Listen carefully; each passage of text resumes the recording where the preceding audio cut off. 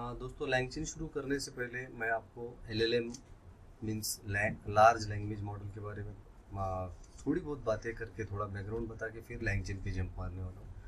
तो ज़्यादा वक्त नहीं लूँगा, डोंट वरी। तो हम लोग बात करते हैं लैंग्वेज के बारे में, लेकिन उसके पहले लार्ज लैंग्वेज मॉडल। तो इसमें जो फीचर्स होते हैं, अगर आप देखेंगे एलएलएम क्या करता है। एलएलएम मीन्स जैसे ओपन एआई है या चैट जीपीटी है, इसको हम एलएलएम बोलते हैं एक्चुअली। डीपसीक है, जेमिनी प्रो है।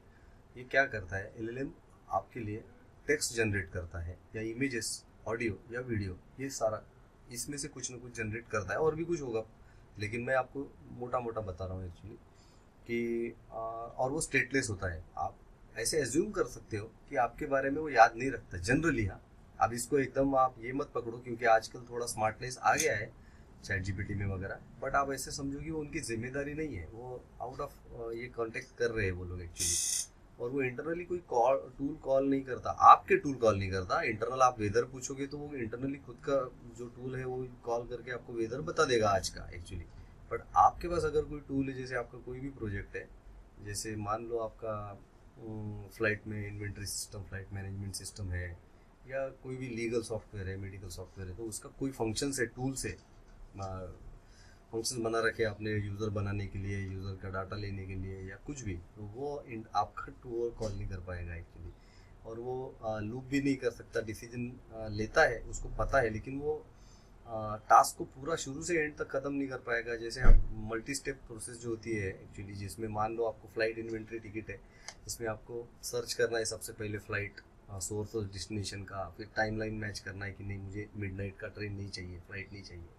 और फिर आप बोलते हो कि नहीं इसका कॉस्ट भी मुझे कम होना चाहिए और प्रीमियम इसमें नहीं, इकोनॉमी मोड में होना चाहिए। वो सारी चीज़ें जो आप करते हो अलग अलग एजेंट बनाकर, तो उसमें लूपिंग आपका एलएलएम खुद होकर लूपिंग नहीं करेगा एक्चुअली, राइट। तो ये सारी चीज़ें आप ध्यान में रखो कि एलएलएम के भी कोई रिस्ट्रिक्शंस है, नेगेटिव पॉइंट्स है, जिसके वजह से एजेंट पिक्चर में आता है। और जो चीज़ें एलएलएम के पास नहीं है वो बनाकर, वो लेकर एजेंट अपना कुछ ना कुछ प्रोसेस करके देता है। हम एजेंट के बारे में भी थोड़ा बहुत बात करेंगे इसके बाद में, लेकिन ये एलएलएम के बारे में हमने बात किया।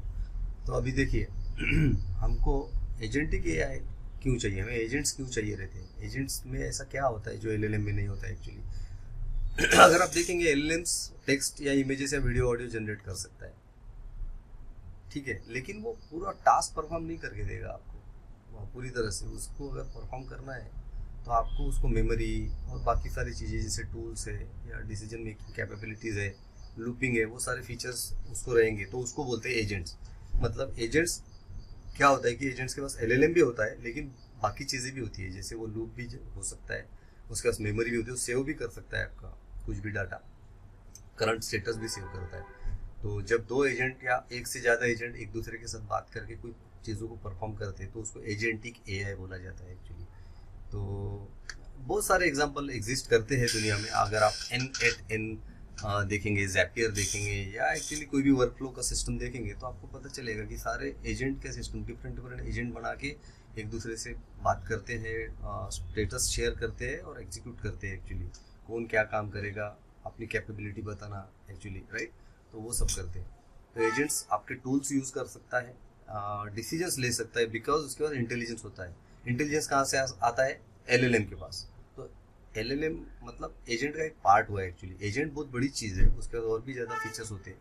तो एलएलएम एक छोटा सा पार्ट है उसके पास, ठीक है। और एजेंट्स एक दूसरे के साथ, मतलब मान लो 4 एजेंट है आपके कोई प्रोजेक्ट में, तो 4 एजेंट एक दूसरे के साथ बात कर सकते हैं। बात करने के लिए ही रहते हैं। कैसे करते हैं बात, मतलब ऐसे नहीं मैं जैसे आपसे बात कर रहा हूँ उस तरीके से नहीं करते बात। उनका फॉर्मेट होता है, मतलब वो कोई जेसन ऑब्जेक्ट भेजेंगे, वो दूसरा बंदा रीड करेगा, ठीक है काम कहाँ तक आया, स्टेटस देखेगा, उसके अकॉर्डिंगली वो आगे का डिसीजन लेगा या जाएगा, फिर वो अपडेट करेगा, फिर वो जेसन ऑब्जेक्ट अपडेट करके वापस देगा। ऐसे कुछ तरीके होते हैं। और एजेंट जो है ना एंड टू एंड, मतलब अगर आप उसको कोई टास्क दोगे कि भाई मेरा पूरा इवेंट मैनेज करना है, वो सब कुछ करना है, होटल बुक करना है, शादी की अरेंजमेंट करनी है, सामान लाना है, बुक करना है, फ्लाइट बस ट्रेन सब कुछ, टिकट निकालनी है, भेजनी है, मेल भी करना है, जो आने वाले पार्टिसिपेंट्स अटेंडीज उनको, उसको एंड टू एंड सोल्यूशन बोला जाता है एक्चुअली। जो सिर्फ ऐसा नहीं कि सिर्फ कुछ तो मैंने टेक्स्ट मांग लिया कि व्हाट इज़ पाइथन और एआई ने मुझे दे दिया। It is not a end to end solution actually. तो वहाँ वहाँ पे एजेंट्स की मदद से आप end to end solution generate कर सकते हो, ये उसका फ़ायदा होता है एक्चुअली। तो इस तरीके से हम लोग जो है काम करते हैं एजेंट्स का इस्तेमाल करके, एजेंटिक एआई बोलते हैं उसको। तो हम लोग चलो दोस्तों आगे बढ़ते हैं इसके बाद में, और आगे भी डिस्कस करेंगे लैंगचेन कैसे हमारा काम आएगा, लेकिन उसके पहले ये छोटा मोटा हम लोग बात कर लेते हैं।